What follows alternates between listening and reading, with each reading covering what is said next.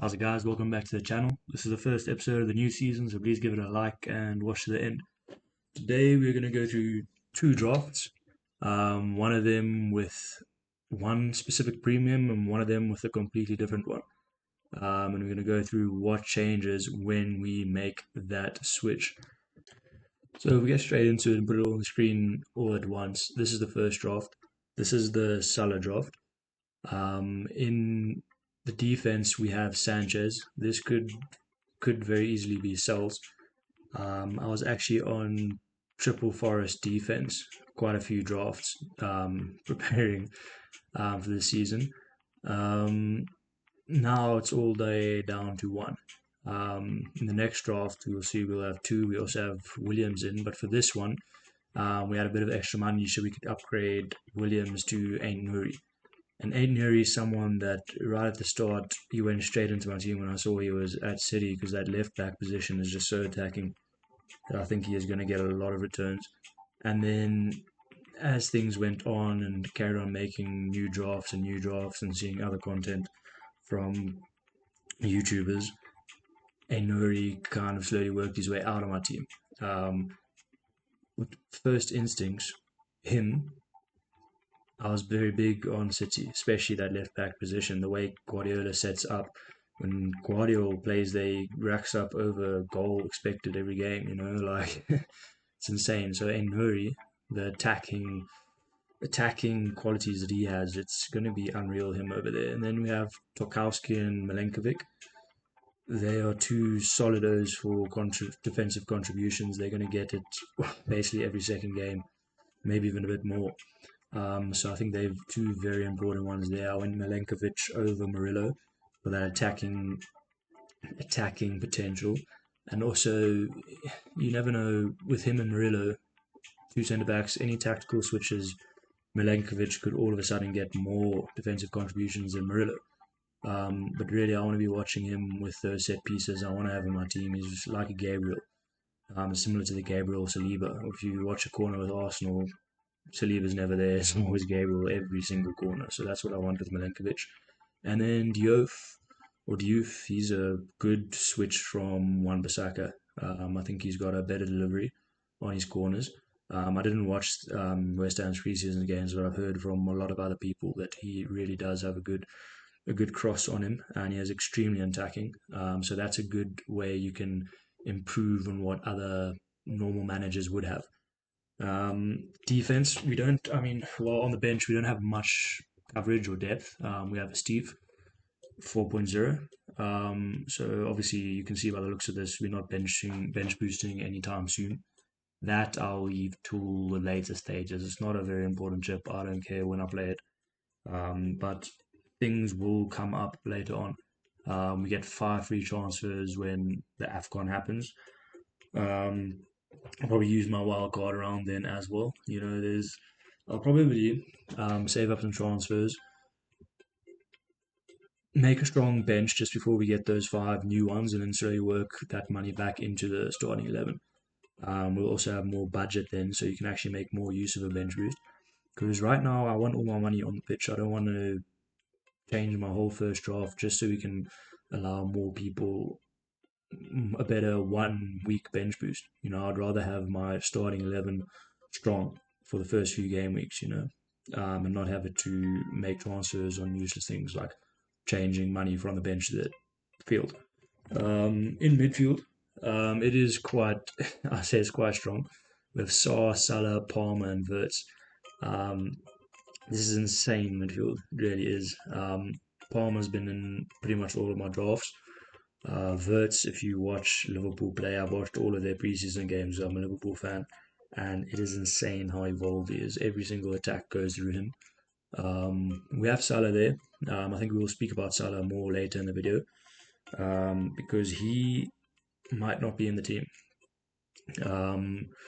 If we look at Saw and Mateta, they are just. I think Palace's attack is very underrated. They almost like a top 5 attack. They are so good in the way they work together. So this is what we have at the moment. If you saw them in the Community Shield, these guys are insane. I know their fixtures are difficult, to start off with, but Salah especially is the type of player who he thrives in those counter attacks. I mean, Villa, I think he scored double-digit goals in both of his games last season when he played Aston Villa. Mateta is, in my opinion, the best 7.5 forward. He's just solid. João Pedro, you have to worry about Delap. Even if João Pedro starts all three of the first game weeks, which I don't think is 100% guaranteed because Delap's also solid. They could rotate, they could do this, they could do that, they could do whatever with that spot. I do think João Pedro is the best option for Chelsea, so I think he will play more. But probably 60, 70 minutes because Delap's going to come in for him at some point.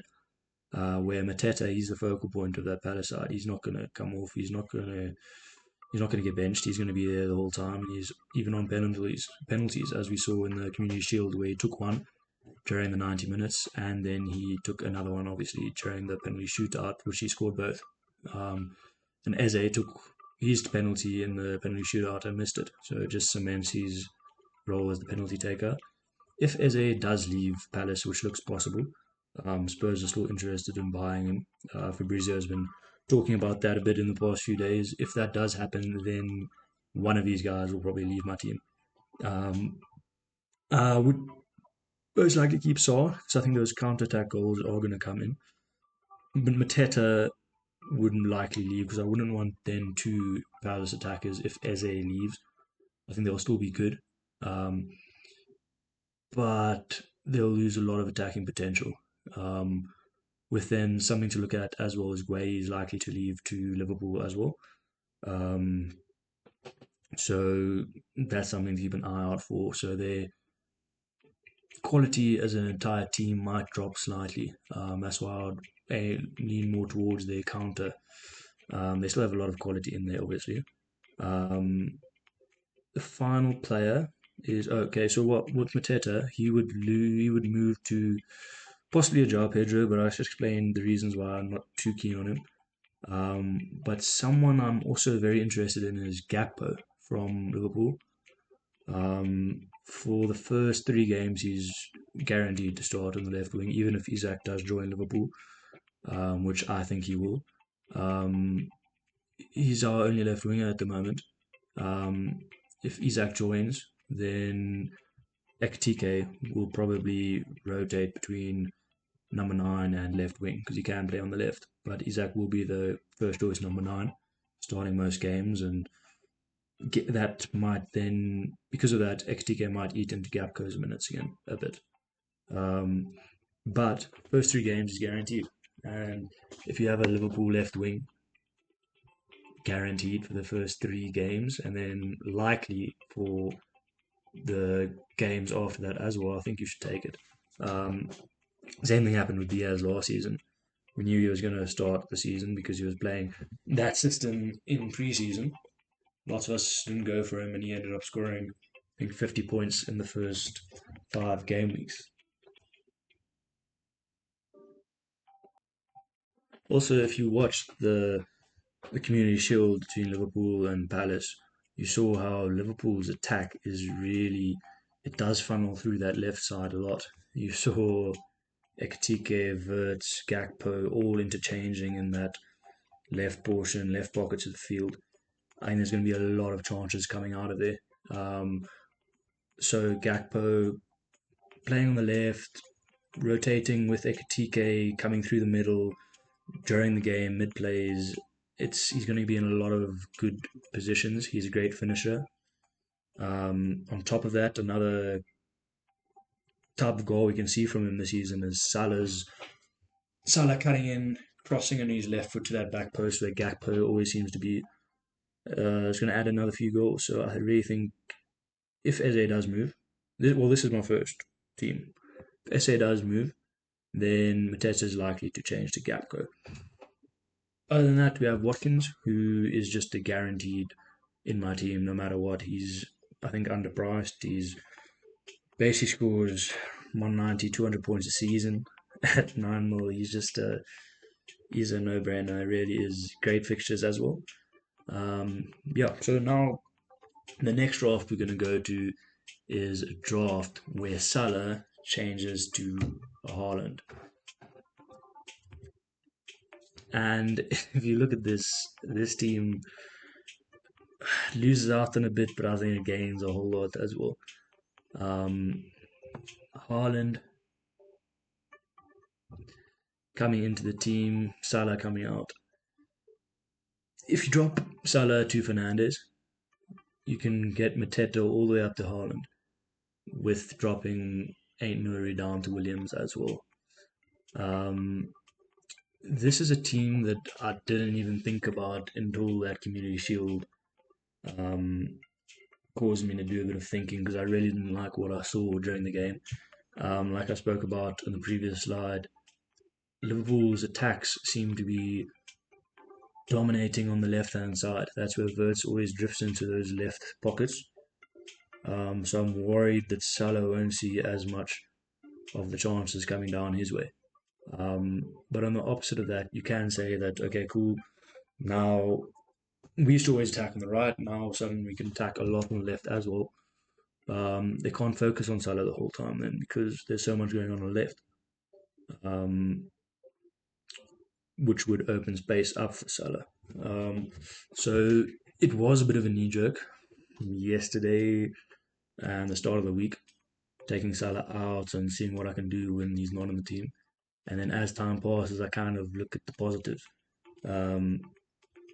Because it was just Palace. I listened to a podcast, FPL Wire, where they brought a Liverpool expert on, and he pretty much was explaining how Salah doesn't do well against Palace.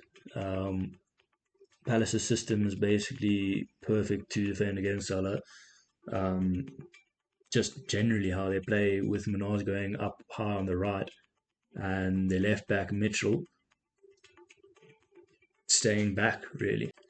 It means for attacking teams there's space on the left where Munoz is going to run up the wing and there's no space on the right where Mitchell is sitting back. So Salah had no space and all the space opened up on the left. Verts is the kind of guy who does like the left-hand channels but is pretty much a free floater. So where there's space, he'll go in there. So yeah, I'm basically in between having Salah or not having Salah, and it basically comes down to this: which three combo do I like more? And I feel like it's an impossible question to answer. So this is something I'm going to sit on for the next few days. Also, transfer window might make a few decisions as well with regards to Mateta potentially moving to Gakpo. I think having three Liverpool attackers would be insane because they are a great attack, and just adding foreign verts in is just insane the amount of creativity that he has. So I'm leaning more towards having Salah and Gakpo. So that would be this team with Salah and Gakpo and Mateta dropping out, and that's likely to happen when Ede leaves Palace. If he does, even if he doesn't, that's probably a good idea to go through.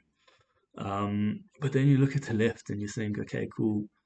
Williams is not as good as Ain't Nuri. I think Ain't Nuri is going to do insanely well for City. I think he's going to be racking 10 digit, 15 digit, 15 point hauls. Quite a few games in the first 10 game weeks. So I think he's someone I just want to my team. Very exciting. And like I said, first instincts when the game launched, he was straight into my team. Salah and Haaland, I feel, is pretty much even because Salah, we don't know what's going to happen with this new system. You have Verts in there, so surely chances are going to be increased. I think goal share will be spread out a bit more, but I think there's going to be a lot more goals to go around. You have Verts there, so many chances are going to get created. But on the other hand, you don't know what the system is going to be. You don't know how the players are going to gel. Whereas with City and Haaland, you know what you're going to get. Haaland's the focal point. Everything's going to go to him, directed at him. There's been a lot of creativity brought into the midfield with Cherky and Reinders.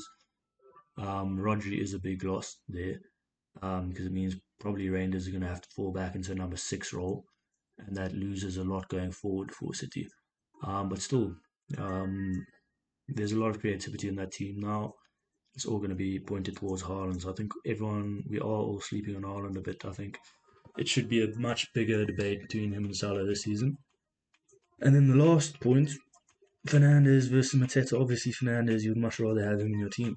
So this really is something to think about, and I'm a bit stumped on it, 50-50. So yeah, let me know what you guys think about this, which trio you would rather go with. And also if you would go the Gakpo route. So yeah, let me know what you guys think. I hope you enjoyed the video, and I'll see you soon for the final team selection.